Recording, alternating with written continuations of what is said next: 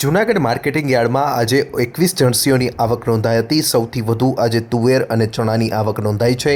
તુવેરની 3030 ક્વિન્ટલ આવક સામે એક મણનો સારો એવો ઊંચો ભાવ 2323 રૂપિયા નોંધાયો છે। આ સાથે ચણાની 3000 ક્વિન્ટલ આવક સામે એક મણનો ઊંચો ભાવ 1230 રૂપિયા નોંધાયો છે।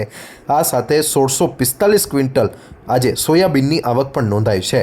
સોયાબીનનો સારો એવો ભાવ 931 રૂપિયા આજે ઊંચો ભાવ નોંધાયો છે। આ સાથે લોકવન ઘઉંની 2840 ક્વિન્ટલ આવક સામે એક મણનો ઊંચો ભાવ 540 રૂપિયા, જ્યારે એક મણનો નીચો ભાવ 430 રૂપિયા નોંધાયો છે।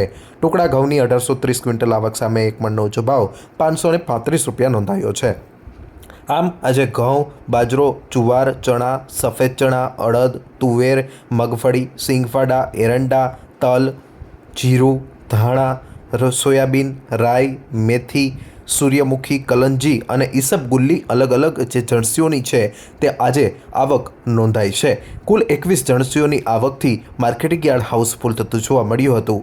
જૂનાગઢનું માર્કેટિંગ યાર્ડ સમગ્ર ગુજરાતમાં એક જ એવું માર્કેટિંગ યાર્ડ છે કે જ્યાં ઉતરાઈ ચાર્જ અથવા અન્ય કોઈ પણ ચાર્જ ખેડૂતો પાસેથી વસૂલ કરવામાં આવતો નથી।